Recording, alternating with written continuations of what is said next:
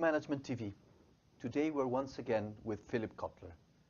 Phil is the world's most renowned expert on marketing. He is the creator of the field and has written over 50 books, 10 of which have been in the last 5 or 6 years, and has recently published a book on Marketing 3.0. And we're going to learn about it with him today. Thank you very much, Phil, for being with us today. Happy to be with you always, Eduardo. Marketing 3.0, what is it all about? Well, let me give you a preview. Yes. It turns out that I believe most companies are in Marketing 1.0, which I will explain. A small percentage are in 2.0, and a few now are in 3.0. And by the way, no company should jump from being 1.0 to 3.0. They better crawl before they get to that stage if they want to get to that stage. A Marketing 1.0 company is doing the job, a good job. They are being efficient and profitable, making something for a lot of people. However, some companies have decided to learn more about who they're selling to. Okay. They move from just making and selling a good product to understanding their customers with big databases and watching movements in their customer fans and so on. And that is 2.0. And 3.0 goes further than that. 2.0, if you were to describe it with one word or one concept, what is Marketing 1.0? Well, 1.0 is appealing to the customer's mind wherever you can find customers. Okay. And 2.0 is appealing to the customer's heart by knowing a lot about the customer and trying to get closer to serving the customer. Okay. And now, yes, Marketing 3.0? And Marketing 3.0 is about knowing the customer is more than a person simply interested in a product that you're providing, but is a person who has concerns. Because the world is kind of getting more and more unstable. There's the question of, will the planet run out of resources? There's the question of poverty, water shortage. And so it's a context for a company saying, we care too. We not only want to sell what you want in the best form possible, but we would like to make sure that we understand the world you're living in, and we're trying to make a difference and also make a better world. That's 3.0. In one word would be? Caring about the planet and the world. Okay. Let's try to define the basic marketing concepts and apply them to Marketing 1.0, 2.0, or 3.0. Sure. For example, positioning. What is positioning? Well, positioning is letting your target customers know how you will differ from the other competitors in offering points of difference and not only points of parity. We use those terms. Most companies have to at least do the same thing the other companies are doing. Then they're on par with that. But you take a company like Starbucks, they're not only make sure that the coffee is fresh and that and it delivers what coffee should deliver, but they add much more. They're positioned as giving a finer coffee, more types of coffee, and a whole experience in a place where you're going to enjoy the moment of coffee. That's positioning. Segmentation. Segmentation is the recognition you can't serve everyone with equal satisfaction. I'll give you an example of that. McDonald's believes in a thing they call brand journalism. That is, they stand for this idea of QSCV. Let me explain. Their formula is always quality, service, cleanliness, and value. QSCV. But you know, what they should really emphasize differs from whether they're trying to reach the teenager, they're trying to reach the mother of children, the senior citizen. And so within the QSCV, they have a different but consistent message with the QSCV for each segment of the market. In both positioning and segmentation, the difference between Marketing 2.0 and 3.0 is to add those dimensions of caring society and planet? Yes, right.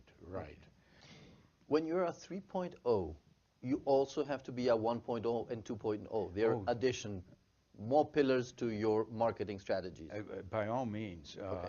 Don't become good at 3.0 without being good, basically, with your basic product and your customer understanding. The marketing mix, Yes. the 4 Ps. Yeah.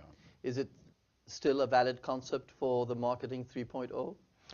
It is definitely still the basis of any brand plan, but there's one addition now called co-creation that was missing. Namely, the 4 Ps is what the company does on its own to set the product, features, the price, the place or distribution, and also the promotion. But you know, in setting those things, they ought to engage their customers who really love them. Let's assume that some companies have customers who love them. Companies like, for example, Harley-Davidson, where people who drive motorcycles, they often say, Harley, could we help you? You're making the next motorcycle. We have some ideas. Can we hang around? We don't want to be paid. We just want to join you. What are successful companies doing to co-create with their companies, with their customers, sorry? They're basically building a love affair with their customers. And I can say more about what we've learned about that. It's not only in a book, Love Marks, but there's a book called Firms of Endearment that have taught us how to turn on your own customers as well as your employees. There's a lot involved in getting closer to your. There's a thing we call crowdsourcing. It's a term used in a book called The Wisdom of Crowds, which say that there are a lot of people out there who would like to participate in your company in one way or another, and not only in what your product might become, but also what your advertising might become. Wonderful story about Doritos, which is a snack food like a potato chip. They decided not to use their advertising agency to develop a new ad campaign. And they said to all of you people who love Doritos, any of you who want to create a campaign for us, an advertising campaign, please send it to us. We will choose the best ones and reward you for it. And not only that, the very best one will be used for our next campaign, which means that they're bypassing the ad agency, and they ended up with a brilliant campaign that no ad agency would have probably, with its narrow interest in a few concepts, have come up with. That's crowdsourcing, getting the crowd to join you, or it's co-creation with your fans. That's a great example on one of the 4 Ps that would be the promotion. Yeah. Let's take on the product side. Yeah. How can you invite specifically your customers or customers to design the product with you? Well, you know, it's been done for a long time within the B2B world, the business-to-business world. Any business firm that's making a technical component will go through an alpha and a beta test. Now, the alpha test is to make sure that the component works, doesn't break down inside the company using your own scientists. But then they select a subset of customers with whom they have a good relation, and they ask them to try the product and to suggest any improvements before they do a launch of the final product. So beta testing is the same as co-creation. Okay. Question is, what about a consumer packaged goods company? Well, they do it by having maybe a consumer panel. In fact, do you remember research being done at MIT called lead users? Lead users. No.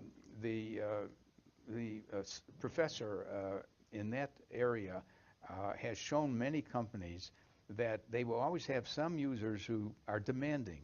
In fact, they take the product they just bought from you and improve it themselves. It could be a computer where they play around with the software or the hardware and make it work better. So lead users is another version of watching people take your product and make it better. Let's see co-creation with price. Yeah. Is that possible or that's too risky? How can customers help you set the appropriate price? Well, you know, it's done in the following way, which most companies can't do it that way. When you say as a restaurant, and this has happened, come in, order what you want, and then pay whatever you want. That is to say, and a movie theater could do it. Mm-hmm. Movie theater could say, just come in, watch the movie, and just leave whatever you thought the movie was worth. Okay. It hasn't spread, but it is a way of saying, let the customer be the judge of the value of the product. And finally, if we go to the 4 Ps with co-creation, would be place, distribution. How can customers help you co-create your distribution channels? Well, it isn't the final customers there. It is the distribution channels that are your customers at the intermediate level. Yes. And do you know many of the middlemen have been actually reshaping the product. The history of Walmart is telling a toy manufacturer their box or their package is too big for the shelf, and almost giving the design for a better box or package, or actually saying we won't accept it at that size. Go back and so on. So I would say that is co-creation.